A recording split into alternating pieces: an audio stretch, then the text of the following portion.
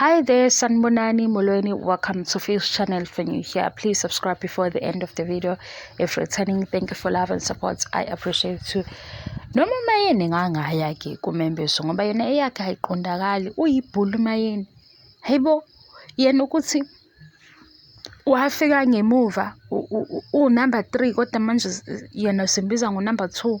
Hayi cha engaze afike yabhidanisa izinto lapha kumembeso waMakhumalo yena akasale ngoba indaba yakhe ngathi ayakalungiseki kahle.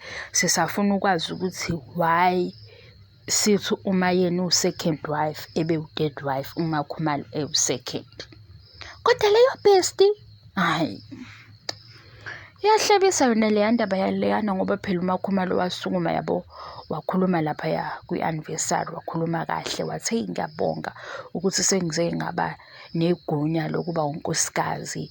Ekuqaleni bengahambi kahle bengakwazi nami ukuthi ngize ngikhulume njengonkosikazi ngoba uMacele wayishaya phansi. Hawu wabapha isipho ukuthi abahambe beyonethezeka cabanga ngemali yakhe. Wahamba ke wabakhipha mase beyikhiphile sebethatha amacala ke amacala wahlala engavuki lapha yafanele ukuthi kube nedrama ngathi benza ngamabomu nje ukuthi mabehlangene kufanele kuvuka amacala mabeshutha ishow. So Makhumalo kangithi phela wazi ukuthi yonke into isaqondile ulindele ukuthi avele inje ngisho nendaba ye-makeup wabakhipha ngaphandle uMayeni noMangwabi wathi uthabile ngoba ubhizi akaqale ngabo sekuyobonakala ukuthi kwenzakalani kwabanye. Hawu mase sebeyabuya ke ekunethezekeni usezosho ukuthi hayibo phela ziyaduma ubaba ke lo wethu sonke sesihleli ukuthi senze nje.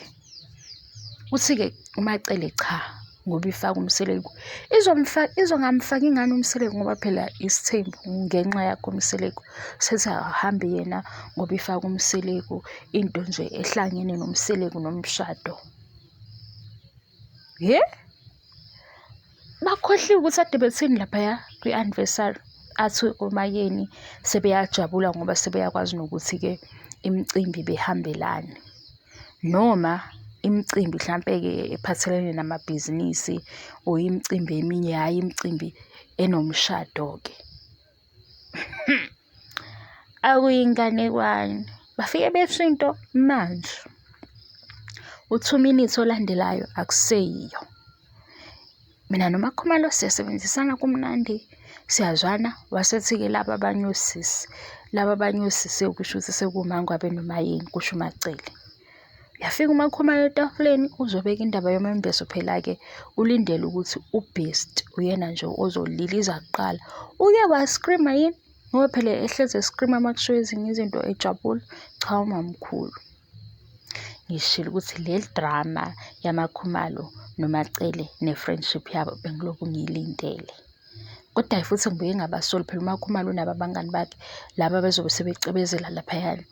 Mase kuthiwa hawu amakhosikazi abengagqokile kahle abengawuhloniphi umcimbi wakho. Angisenoshilo ukuthi ingubo yaMangwabi yayingawuhloniphi umcimbi wayenomona.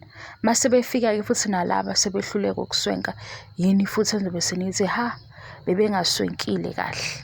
Indaba zeni phela nina asiyiqondi la kuma comments. Hayi mina ngifuna ukusho ukuthi idrama le yaMacele noMakhumalo bekade ngiyilindile. Kodwa ke ibhuli hayi ayihlale ke phansi shem ngoba sifuna ukuzwa ukuthi why. Umayeni uyibhuli ngempela nakho phela wafika number 2 engasiyo number 2. Akasichazela uMakhumalo season 7 solindile ishow isiyaphela. Hayibo ngiyabonga uthando lweni ngiyabonga isupport kuona bonke abantu abasupport le channel sezonkana unyaka omusha ngaphandle kokudlala ke sihlele sidlalela thina asithathi serious izinto esizibona kumabona kude ngoba vele bazivezela lento abafuna ukuthi siyibone abayifihlile bahleli phezulu kwabo ngezathu zabo. Ngokunye ke ozothi ningahlebi anisiyeke umndeni oyikhethela ukuthi uvele lapha ku TV. Thank you so much for your love and support. I love you and appreciate you. Bye bye.